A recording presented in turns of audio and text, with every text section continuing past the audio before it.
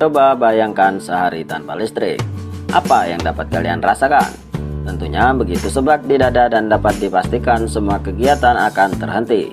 Kemudian kalian akan disibukkan dengan sumpah serapah kalian. Begitu bergantungnya manusia dengan listrik.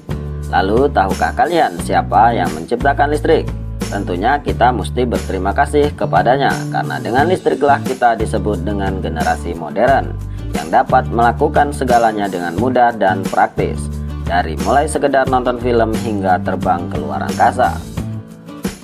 Ingin tahu tentang sejarah penemuan listrik? Kalian berada di video yang tepat. Berikut akan disajikan sejarah penemuan listrik di dunia. Namun kita intro terlebih dahulu.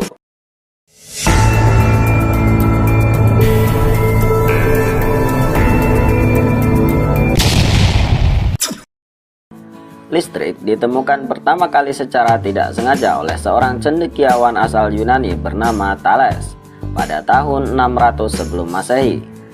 Ia pertama kali menemukan listrik karena mengamati 7 bidadari yang sedang mandi di telaga. Bukan, itu Joko Tenda. Saat Thales mengamati batu amber yang digosokkan ke wol dan menarik benda ringan di dekatnya.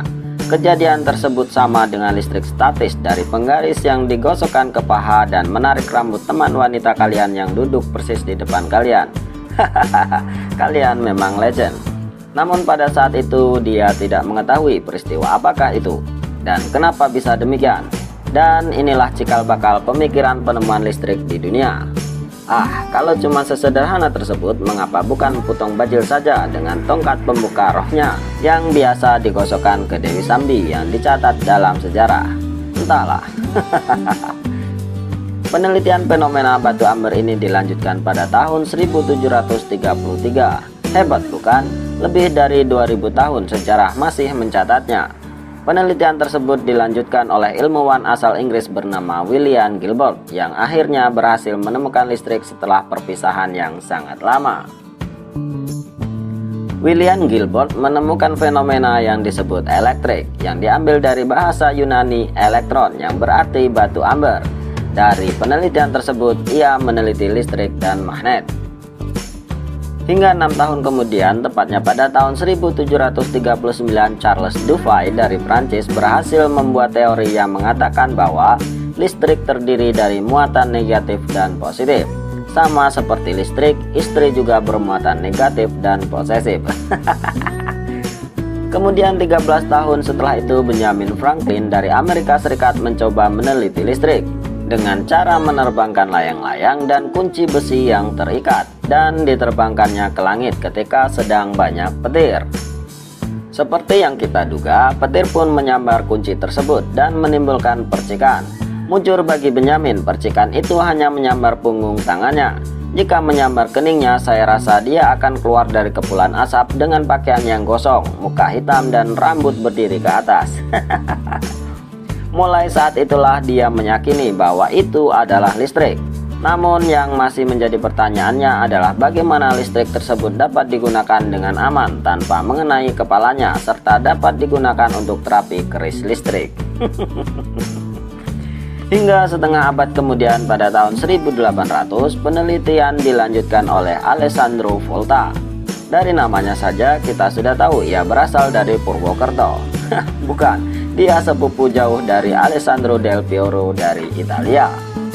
Saat itu Volta mencelupkan kertas ke dalam air garam, kemudian menempatkan zinc dan tembaga pada kedua ujung kertas tersebut.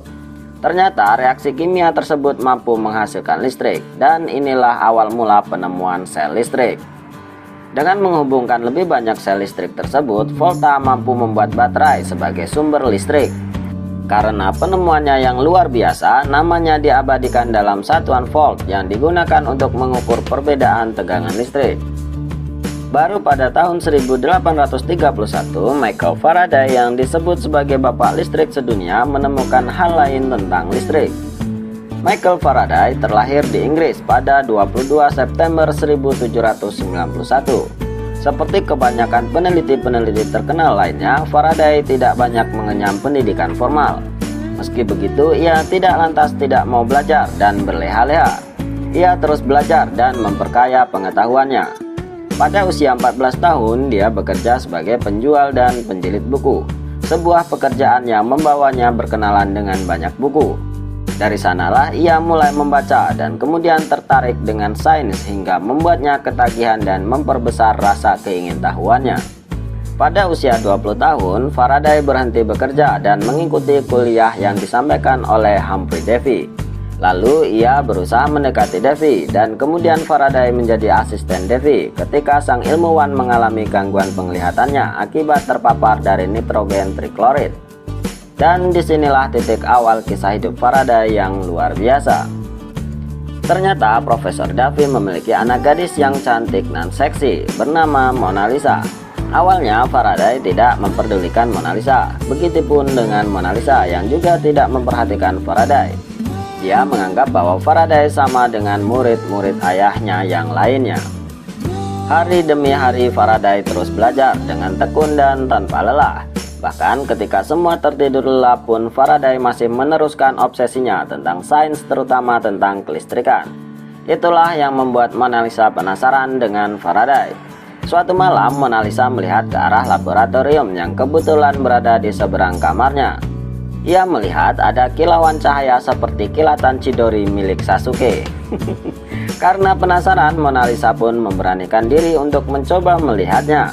Ia pun mengendap-endap menuju laboratorium dan melihat apa yang sebenarnya terjadi. Setelah sampai di jendela, ternyata ia melihat Faraday sedang melakukan eksperimen. Dari sanalah kekaguman Mona Lisa terhadap Faraday mulai tumbuh. Faraday berbeda dengan murid lainnya. Jika murid lainnya mungkin tidak akan mampu bertahan lebih dari 2 minggu bila menjadi asisten ayahnya yang terkenal disiplin. Namun berbeda dengan Faraday, ia begitu tekun dan sangat terobsesi dengan sains dan penelitiannya. Mona Lisa pun tersenyum sendiri memikirkan Faraday, hingga dia tersentak oleh suara ledakan dari dalam yang membuatnya terkejut dan tanpa disadarinya dia menjerit. Faraday yang mendengar teriakan Mona Lisa pun sedikit terkejut, dan dia melihat ke arah jendela lalu mendapati Mona Lisa yang sedang berjongkok di bawah jendela sambil menutup telinganya. Faraday pun menghampiri. "Ah, sudahlah, kita tinggalkan yang ini." Eksperimen pertama yang dilakukan Michael Faraday adalah ia membuat konstruksi tumpukan volta dengan 7 uang setengah sen yang ditumpuk bersama dengan 7 lembaran seng serta 6 lembar kertas basah air garam. Dengan konstruksi ini ia berhasil menguraikan magnesium sulfat. Pada tahun 1821, Hans Christian Ørsted mempublikasikan fenomena elektromagnetisme. Dari sinilah Faraday memulai penelitian untuk membuat alat yang dapat menghasilkan rotasi elektromagnetik. Salah satu alat yang berhasil ia ciptakan adalah homopolar motor. Penemuan alat inilah yang mendasari teknologi elektromagnetik saat ini. Faraday kemudian membuat terobosan baru ketika ia melilitkan 2 kumparan kabel yang terpisah dan menemukan bahwa kumparan pertama akan dilalui oleh arus, sedangkan kumparan kedua dimasukkan arus. Inilah yang saat ini dikenal dengan induksi timpal balik. Hasil percobaan ini menghasilkan sebuah teori yang berbunyi, perubahan pada medan magnet dapat menghasilkan medan listrik, yang kemudian dibuat model matematikanya oleh James Clerk Maxwell dan dikenal sebagai hukum Faraday. Michael Faraday meninggal di Inggris pada 25 Agustus 1867. Entah bagaimana nasib Mona Lisa, apakah mereka saling jatuh cinta atau tidak? Nanti kita buat versi lengkapnya dalam video lainnya. Yang pastinya terima kasih Michael Faraday atas dedikasi yang diberikan.